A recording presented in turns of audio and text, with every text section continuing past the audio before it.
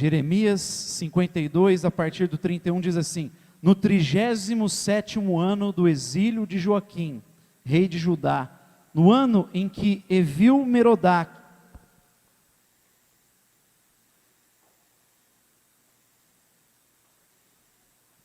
começou a reinar em Babilônia, no dia 25 do 12º mês, libertou do cárcere a Joaquim, rei de Judá. Falou-lhe benignamente e pôs o seu trono acima do trono dos reis que estavam com ele em Babilônia.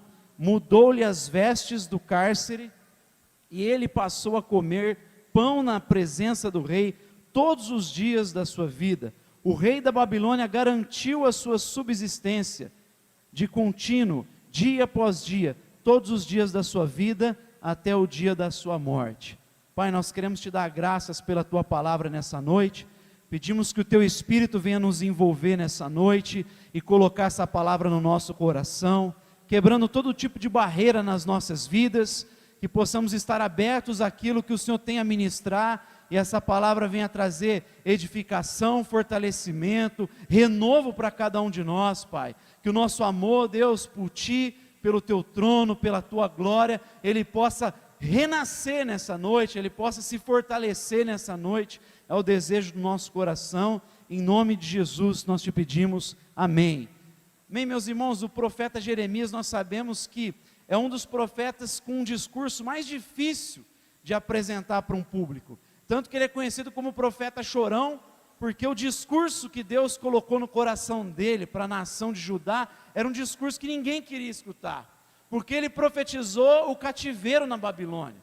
Você imagina, você está plantando, você está trabalhando e vendo as coisas prosperarem, e de repente vem um homem da parte de Deus dizendo: olha, para de plantar, para de produzir, porque tudo que você está construindo de nada vai adiantar. Você vai ser um escravo na Babilônia, você vai ficar um determinado tempo naquele lugar, talvez você vai morrer na Babilônia, e os seus filhos depois de décadas vão retornar, porque o Senhor irá restaurá-los. O Senhor vai ferir vocês, mas depois vai restaurar vocês. Quem é que quer ouvir um discurso desse?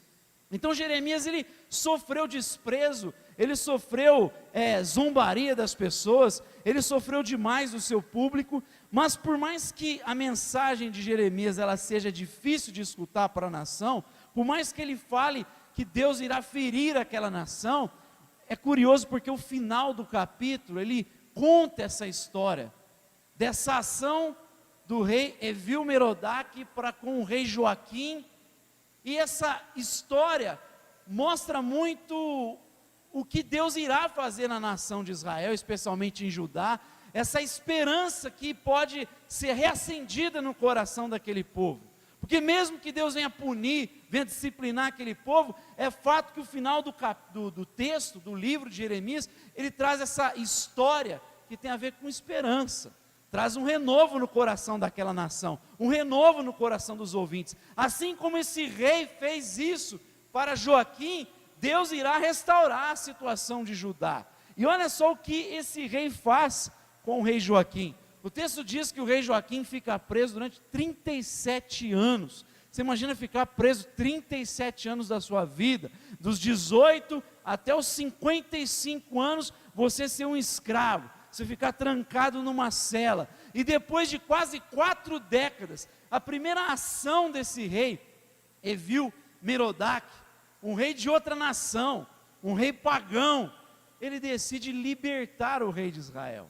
Depois de tanto tempo, ele tira aquele rei da cadeia, tira aquele rei daquele calabouço. Primeira ação que ele faz, ele trata aquele rei de uma maneira surpreendente, que nenhum rei trataria assim um rei inimigo, um escravo, ninguém trataria assim alguém que estava preso há tanto tempo. Mas quando Evil-Merodach sobe ao trono, a primeira ação que ele faz com o rei Joaquim, rei de Judá, é tirá-lo do cárcere, é libertar aquele rei. Mas a gente lê que ele tem uma segunda ação para com aquele rei de Israel, aquele rei de Judá.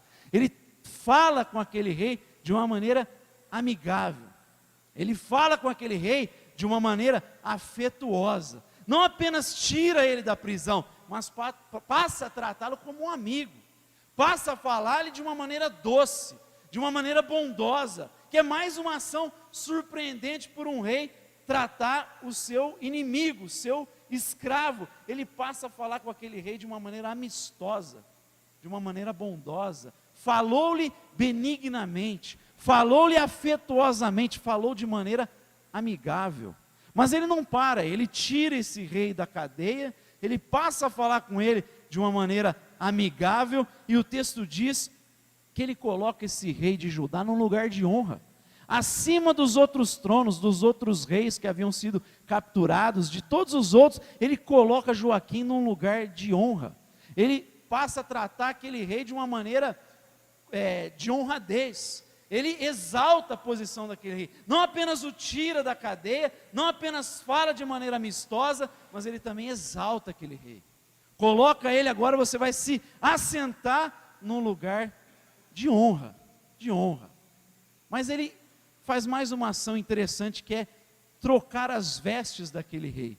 Aquele rei não mais iria andar com a roupa de prisioneiro, que o identificava como escravo. Ele dá novas vestes para ele, olha, venha se trocar de uma maneira diferente, você vai ter vestes novas agora, não vai precisar andar com essas mesmas vestes. Imagina você vestir a mesma coisa todos os dias, durante muito tempo, e aquele rei então tira aquelas vestes que o identificava como escravo, e dá vestes novas, tira da cadeia, fala amigavelmente, coloca num lugar de honra, troca as suas vestes, e o texto diz ainda que convida aquele rei Joaquim para se assentar à sua mesa.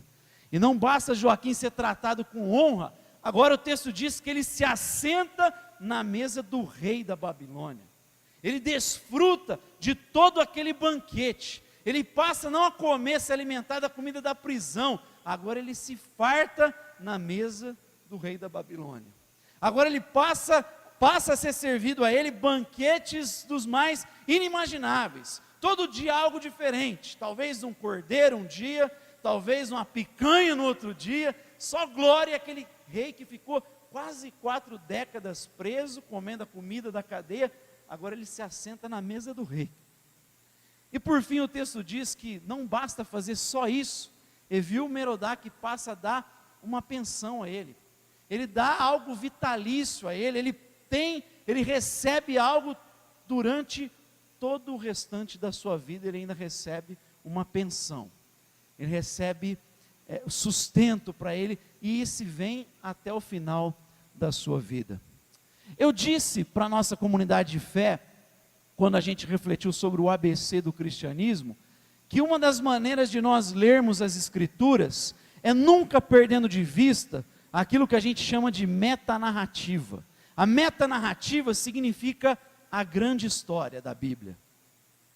Nós vivemos num contexto em que as pessoas falam de narrativa, nós precisamos ouvir as narrativas uns dos outros, e dentro dessa lógica, a ideia que a sociedade vive, é que nós temos que ouvir as narrativas uns dos outros, porque não existe uma narrativa que sirva para todas as pessoas, em todos os lugares e contextos, porque a nossa geração não acredita em verdade absoluta, ela não acredita em algo universal, ela não acredita em algo que se aplique a todos os contextos, países e períodos históricos. A gente perdeu a fé na grande história, e muitas vezes a gente vai para a Escritura com esse olhar, como se ela falasse de várias narrativas e não tivesse conexão nada uma com a outra.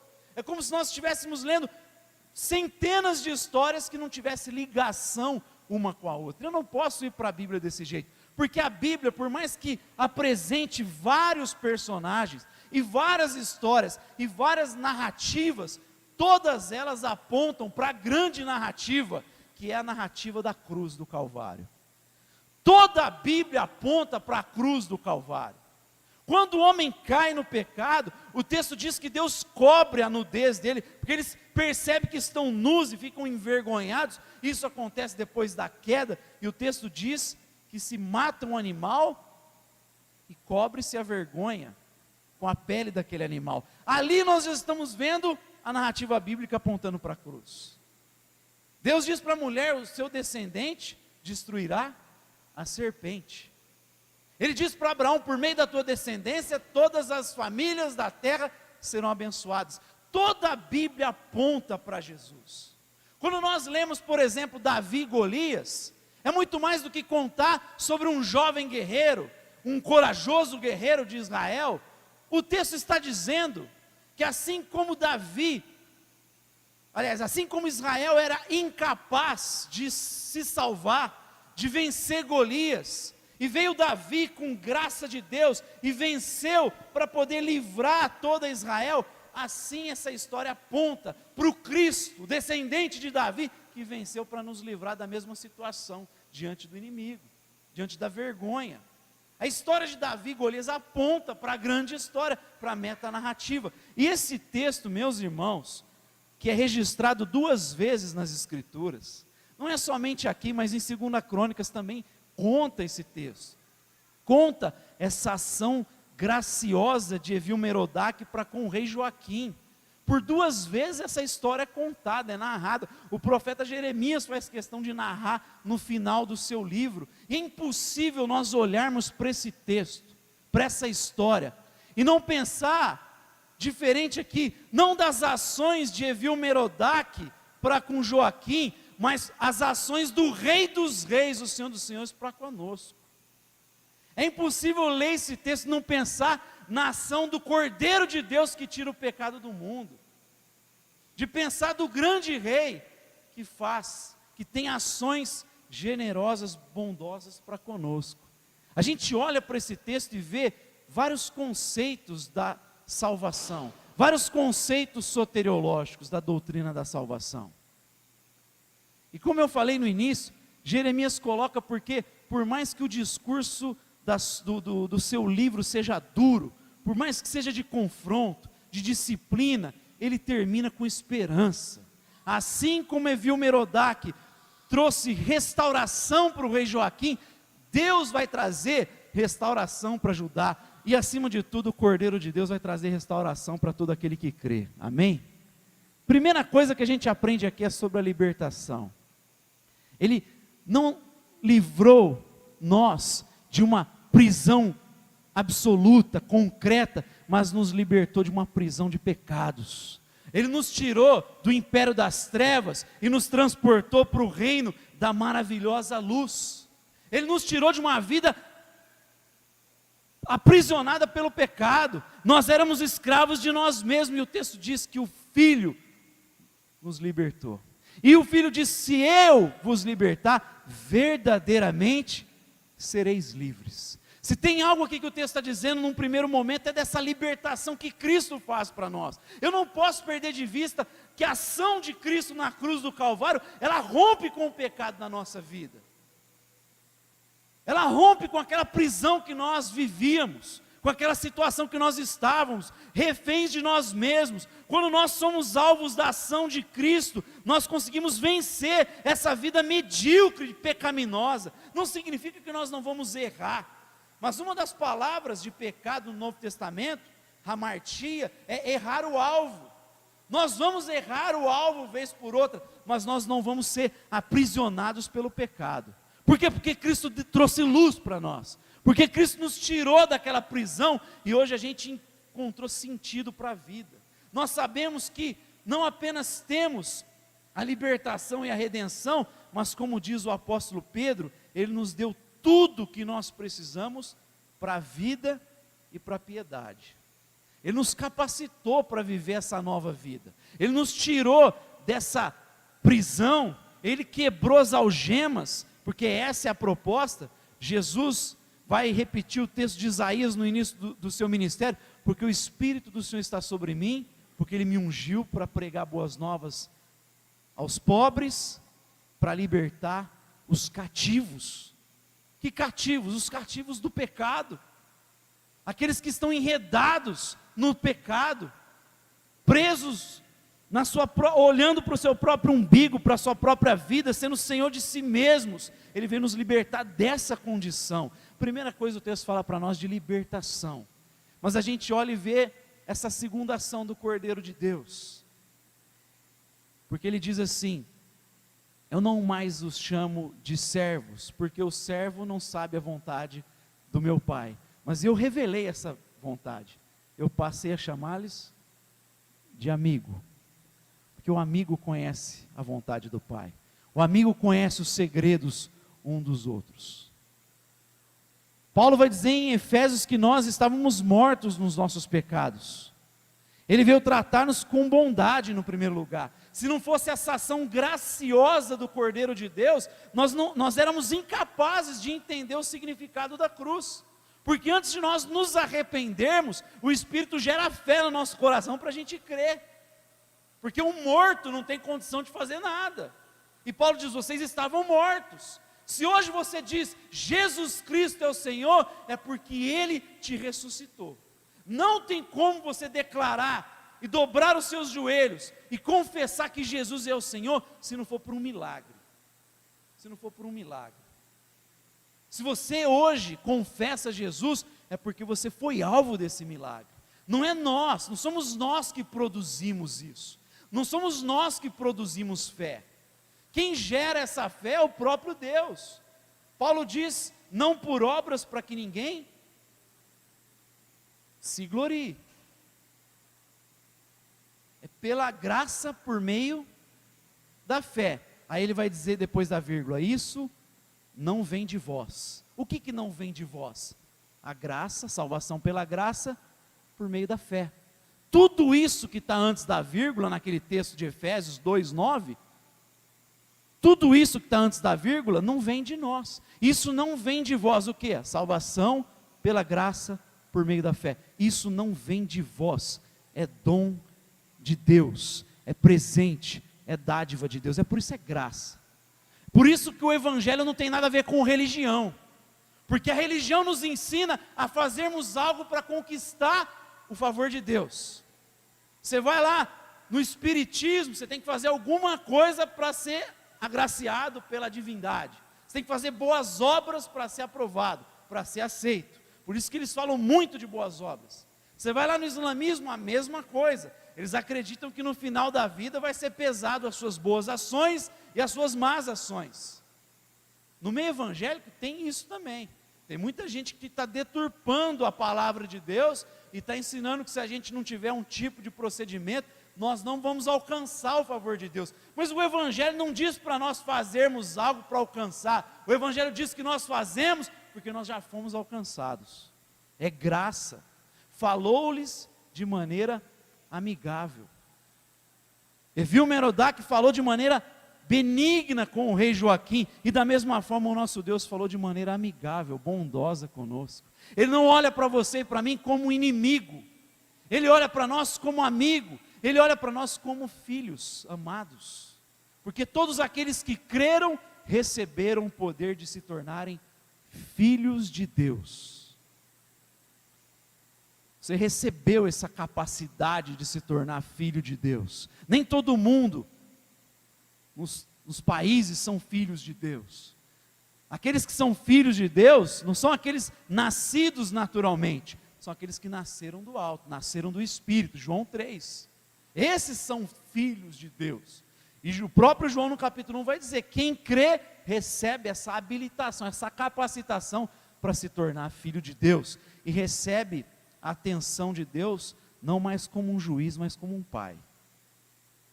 Nós vamos encará-lo no grande dia, e eu acredito que esse dia se aproxima, não como um juiz, mas como pai. Toda a humanidade vai se deparar com Deus, mas somente os que creem vão encará-lo como filho, não como juiz. Vão ter um pai aguardando e dizendo, vinde, vinde meus queridos, meus benditos, meus filhos amados. Falou-lhes de maneira bondosa, de maneira benigna, mas Deus vai além. Ele não apenas nos liberta da prisão de pecados, da falta de sentido na vida, de uma vida fútil, irrelevante, mergulhada no hedonismo, nos prazeres. Ele nos arranca disso, Ele nos coloca no reino da luz. Aí Ele vem, fala de maneira bondosa conosco, porque Ele nos amou quando ainda éramos pecadores. Nada do que nós poderíamos fazer poderia conseguir a atenção dEle. Ele vem de maneira graciosa e nos fala como amigos, mas o texto diz que Ele nos exalta e nos coloca num lugar de honra. Paulo, em Efésios capítulo 1, ele fala de várias bênçãos espirituais. porque Deus nos abençoou com todas as bênçãos espirituais nas regiões celestiais. Ele vai dizer que nós estamos assentados em Cristo Jesus. Por que nós somos colocados num lugar de honra? Porque quando nós cremos, nós nos somos unidos a Cristo Jesus. E Cristo Jesus está exaltado à direita de Deus. Nós estamos unidos a Cristo Jesus. O Pai nos trata com honra porque Ele olha e vê o Filho dele em nós. Nós já estamos no Filho. É aquela teologia de Calvino da união mística com Cristo Jesus. Você passou a crer, você está unido de maneira mística a Cristo Jesus. Ele dá a obediência dele a nós e abraça o nosso pecado. E imediatamente nós somos justificados diante de Deus. Isso é instantâneo. Isso é instantâneo. O ladrão da cruz fez tudo errado a vida inteira. Um dos ladrões dizia: você não é o Messias? Salva-se e salva nós também. E o outro dizia: não diga isso, nós merecemos estar aqui na cruz. E ele diz: Senhor, lembra de mim no teu reino. Nos 45 do segundo tempo ele se arrepende, mas se arrependeu porque o Espírito já estava gerando fé no coração dele para dizer que ele era o Messias. Porque no início da história, os dois ladrões estavam zombando de Jesus, mas no final da história, um ladrão está rendido a Cristo Jesus, e Jesus diz: hoje mesmo você estará comigo no paraíso. É instantâneo. Imediatamente aquele homem absorveu a justiça de Cristo Jesus, a obediência de Cristo Jesus. Nós não conseguimos obedecer à lei, não há ninguém que não tenha ferido alguma área da lei, e o texto diz: se nós deixamos de observar um ponto da lei, a gente é culpado de quebrar a lei inteira. Por isso que tem gente que fala assim: mas eu nunca traí, eu nunca matei ninguém. Mas você cobiçou alguém, cobiçou alguma coisa, em algum momento você fez algum pecado, e o texto diz: você é culpado de quebrar tudo. Não adianta você nunca ter matado alguém, se você se irar contra o seu irmão, você já está sujeito a julgamento, disse Jesus. Quem é que nunca quebrou alguma coisa? Quem é que nunca pensou para o chefe: não, miserável, maldito esse meu patrão? Quem que nunca pensou nada no trânsito? Filho da mãe, quem nunca pecou? E o texto diz: se a gente fez isso, é culpado de quebrar toda a lei de Deus. Mas Cristo, Ele cumpriu a lei plenamente, e quando a gente confia na justiça dEle, imediatamente essa justiça é colocada sobre nós. Por isso a justificação é imediata, e nós somos colocados num lugar de honra. Gente, esse negócio é tão precioso, o plano de Deus na vida do cristão é tão precioso, que Pedro vai dizer, e a expressão grega que ele usa, ele diz que os anjos observam o que Deus está fazendo entre os homens. A ideia daquele texto grego lá, é que os anjos se inclinam para ver o que Deus está fazendo na sua vida e na minha vida. Imagina, os anjos estão diante da face de Deus, e eles se inclinam, ansiosos de verem o que Deus está fazendo em nós. Ou seja, Pedro está dizendo que é algo grandioso, e às vezes parece que a gente não mensura a grandeza do propósito de Deus na nossa vida. Os anjos anseiam em ver o que Deus está fazendo, e parece que às vezes os crentes não têm noção do poder que está diante deles, da capacidade que está diante deles. Paulo ora para os Efésios, dizendo: olha, que Deus faça vocês compreenderem a grandeza do poder que está diante de vocês. E lá no final do capítulo 1 ele fala: o mesmo poder que trouxe Jesus dentre os mortos é o que está operando em vocês. Quando a gente estudou a carta de Efésios, eu ilustrei, contando aqui uma historinha, de um cara que foi viajar de navio durante um mês, e aí ele comprou a passagem, mas ele não tinha dinheiro para comer no navio, então ele levou um monte de biscoito, e ele passou 30 dias comendo biscoito no navio, e lá no último dia ele estava lá, imagina você comer bolacha, água e sal 30 dias, e ele lá cansado, aí ele veio conversar com alguém da tripulação, ele falou: nossa, graças a Deus amanhã chega e eu vou poder comer, eu estou 30 dias quase comendo bolacha. Aí o cara virou para ele: mas você não sabia que a passagem incluía todos os banquetes? Café da manhã, almoço, café da tarde, janta, as festas, você podia ter desfrutado tudo, você não sabia? Parece que às vezes tem cristão que fica comendo biscoito e não se dá conta que tem um banquete para eles desfrutarem.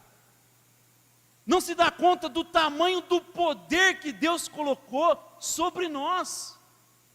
Fica tendo dificuldade de superar algumas coisas porque a gente esquece que o mesmo poder que trouxe Jesus dentre os mortos opera em nós.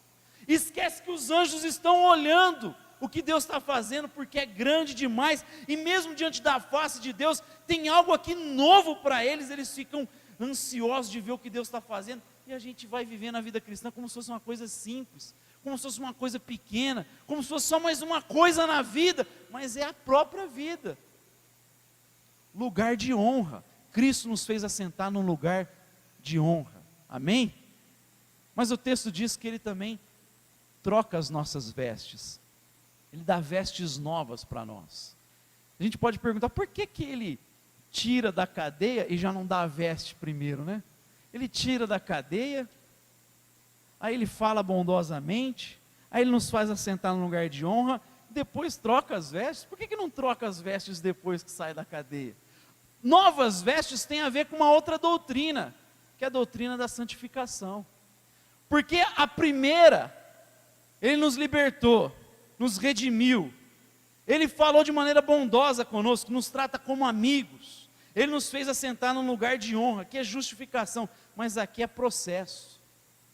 Santificação é processo. Existem coisas que são imediatas na vida cristã, como a justificação, mas a santificação é uma caminhada. Ninguém está pronto.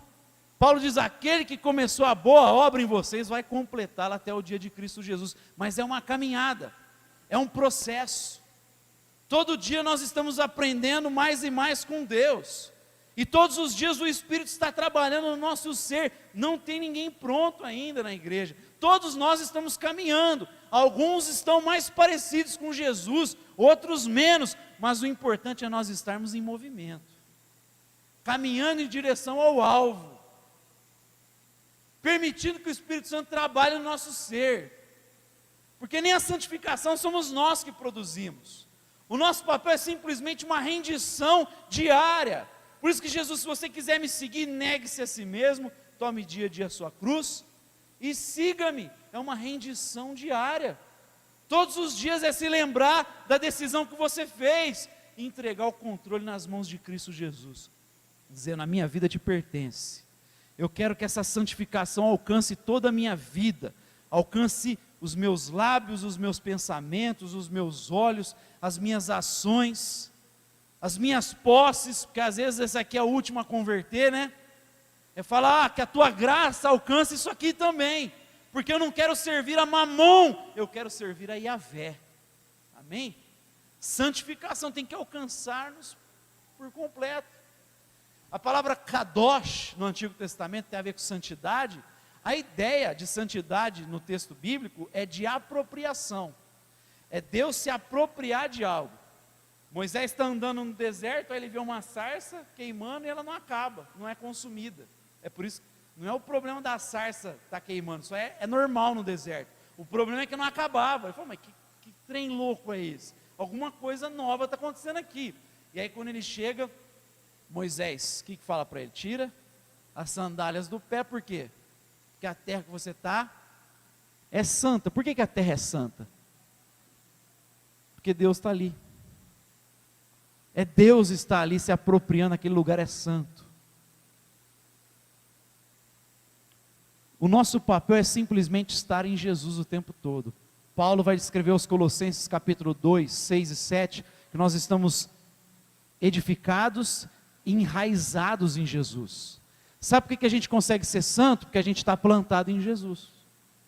Quem está plantado em Jesus, recebe os nutrientes para produzir uma vida santa.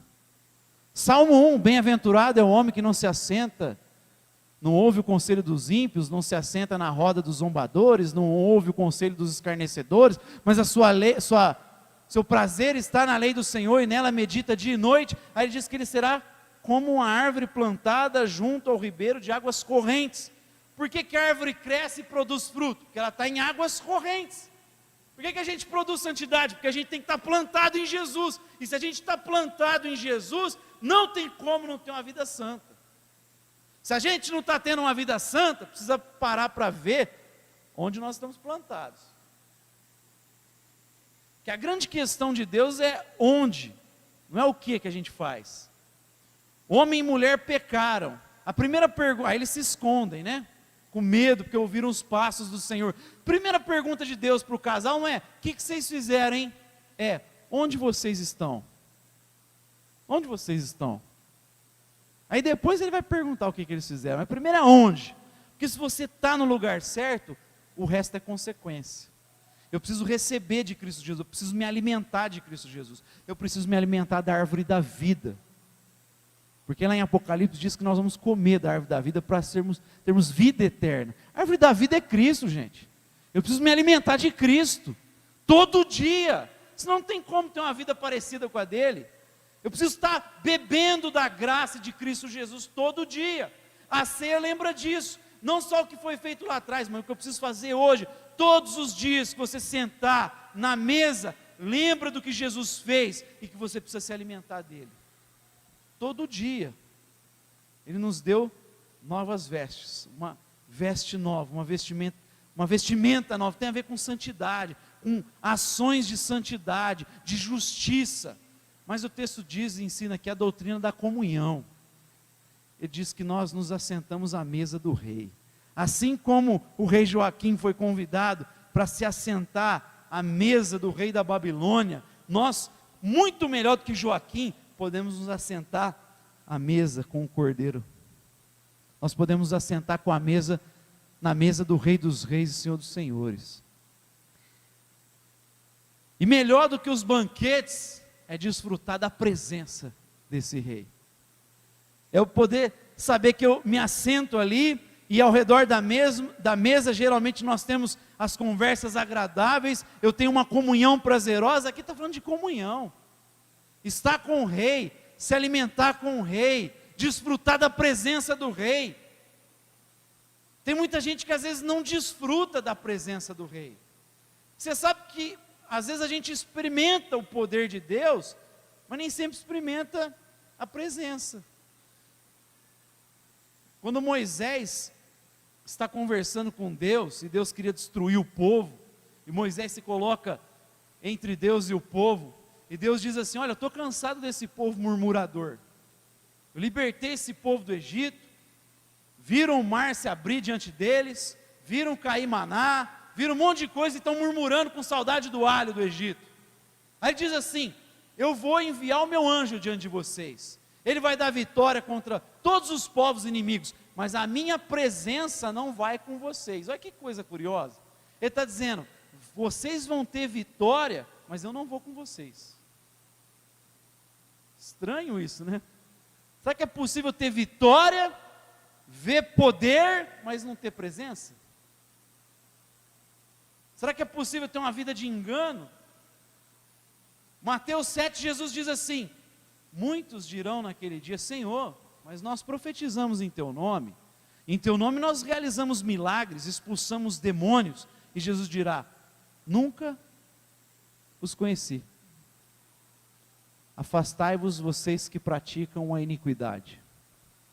E que curioso, tinha milagre, libertação de demônios, o pessoal profetizando, mas não tinha intimidade com Jesus, Jesus não conhecia esse povo. Eu não conheço vocês, afastem-se vocês que praticam a iniquidade. Meus irmãos, nós não podemos perder tempo de desfrutar da presença de Jesus. Nós precisamos da presença de Jesus. É a presença de Jesus que amolece o nosso coração. É a presença de Jesus que nos dá norte na vida. Às vezes a gente fica perdido na vida, por quê? Porque a gente não vai na presença de Jesus. A gente quer tomar ações imediatas, cai no ativismo, assim como Marta, aliás, que estava lá envolvida com muitas coisas da vida, e Jesus diz a ela, porque ela reclama: você não se incomoda que a minha irmã está aí aos seus pés? Ele diz: ela escolheu a melhor parte e não lhe será tirada. Você anda inquieta com muitas coisas da vida. Para de andar inquieto com as coisas da vida. Você pode se curvar na presença do rei. A gente tem acesso à presença do rei. A gente não precisa ficar aflito com as coisas da vida quando a gente tem acesso à presença de Deus Todo-Poderoso. A gente não precisa ficar tomado pelo pavor, pelo medo, pela ansiedade, quando como igreja o texto diz que a gente pode entrar no Santo dos Santos e clamar a Deus. Jesus nos ensinou uma oração persistente. Ele diz assim que uma viúva insistiu para o juiz ouvir a causa dela. Ele vai dizer, olha, se aquele juiz iníquo ouviu a petição daquela viúva, para ele não ser desvalorizado, que dirá Deus que não é iníquo, que é bom, não vai ouvir a oração de um filho que clama de noite. Ele está ensinando que a gente persiste em oração. Como igreja a gente tem um monte de coisa para orar, e eu vou falar daqui a pouco que a gente tem que orar mesmo, mas não só orar, pedir para Deus nos usar como instrumento, porque a gente tem muito desafio como igreja, e dificuldades, mas a gente como igreja pode entrar no Santo dos Santos e pedir graça de Deus para nós, comunhão. E por fim o texto diz que ele deu uma pensão vitalícia. Isso aqui tem a ver com garantia, você não se preocupar até o final da vida. É por isso que a salvação é de uma vez por todas, é por isso que não se perde salvação, porque salvação não tem a ver comigo, tem a ver com o que Cristo fez. Se eu posso perder a salvação, é porque eu posso ganhar também. Então não tem lógica eu acreditar nisso. Salvação Deus dá e não tira mais. Ah, mas e o pessoal que... Esse pessoal nunca foi crente. Quem saiu, abandonou, teve apostasia, mas é gente que nunca recebeu de verdade a graça de Deus no íntimo do seu coração. É a parábola do semeador. Uma caiu na beira do caminho, são aqueles que ouviram a palavra com alegria e Satanás logo rouba. Ele diz que tem uma que cai é semelhante ao sujeito que quando vem a provação da vida, as dificuldades, as mazelas, as calamidades, a tribulação, a falta de dinheiro, a doença, aí o cara fala, eu não quero saber de fé não vou, eu achei que tudo ia dar certo, eu estou passando por luta, aí o cara abandona, não foi profundo. A terceira é curioso, porque a terceira começa a crescer até um pouco. Aí diz que é aquele sujeito que ouve a palavra, caminha, e o texto diz que ele acaba se enredando com as vaidades da vida. Aí ele quer enriquecer, ele quer os prazeres, ele fica fascinado com as coisas da vida. Mas diz que a última cresce, dá fruto, e muito fruto, ou seja, esse sujeito de fato foi alvo da graça e da ação de Deus. Garantia. Paulo diz assim que ele colocou o Espírito Santo sobre nós como que? Como que? Qual que é a palavra que ele usa? Quem lembra em Efésios 1? O Espírito é o que? Para dar garantia. Lembra do termo que ele usa? Penhor. O que é penhorar alguma coisa? Você não deixa lá algo, você vai voltar ali, você está dando uma garantia para algo. Ele está dizendo, ele colocou o Espírito sobre você para dar certeza de que a salvação vai se completar na tua vida. E se você de fato se tornou um filho de Deus, você vai perseverar até o fim, porque nós não somos dos que retrocedem e são destruídos, mas dos que perseveram e são salvos. Você pode ter até aqueles dias de falar umas não vai, não quero mais, mas não consegue mais. Quem foi alcançado pela graça, pode ter até aqueles dias que quer chutar o balde, mas você não consegue. Não consegue. Eu já tive os dias de querer chutar o balde. A gente faz, a coisa não anda, estou cansado, quero saber, não, eu vou viver a vida, vou arrumar um trampo, vou querer viver para ganhar dinheiro também. Né? É só fala da boca para fora na hora da agonia, depois pede desculpa para Deus. Deus, desculpa. Porque não tem como, você aprendeu o que é certo, você não consegue mais abandonar isso.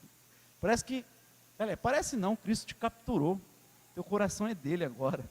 Ele até entende esses momentos nossos de falar umas abobrinhas, eu acho que fica rindo na nossa cara, olha aqui. Ele não vai falar igual eu, se estivesse no lugar dele, ele fala, que bobão esse Levi, larga de ser panaca, larga de ser mimizento, para com isso. Garantia, o Espírito foi colocado como garantia, é certeza de que aquele que começou, vai completar. Ora, Deus não é Deus de obras inacabadas. Se Ele começou algo na tua vida, vai acabar isso. Tem um começo, você está no processo, mas vai ter o final, vai ter a glorificação. Amém? Eu fico pensando nesse rei Joaquim, o que será que passou na cabeça desse homem? 37 anos preso, talvez já pensando, pô, vou morrer na cadeia, vim para cá com 18, era um molecão, já estou caminhando para os 60, que vida que eu tive dentro da cadeia só, preso, envergonhado na Babilônia.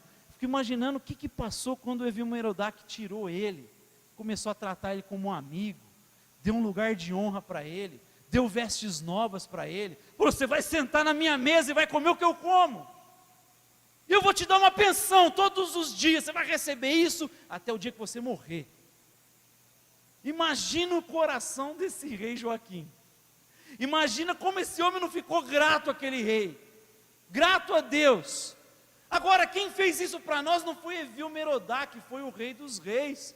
Qual é a nossa resposta para essas ações de graça de Deus na nossa vida? Quando a gente para pensar na obra da cruz, como é que tem que ficar o nosso coração? Ele te tirou do pecado, meu irmão e minha irmã, ele acabou com a escravidão que estava sobre você. A graça destrói isso na nossa vida, e por mais que existam coisas que precisam ser vencidas, a graça é suficiente para fazer você vencer, amém? Você consegue vencer em Cristo Jesus. Por quê? Porque você pode se assentar na mesa dele, você pode desfrutar de comunhão com ele, porque ele já te deu tudo o que você precisa e que eu preciso para a gente vencer, amém? Vamos ficar de pé e ter uma palavra de oração.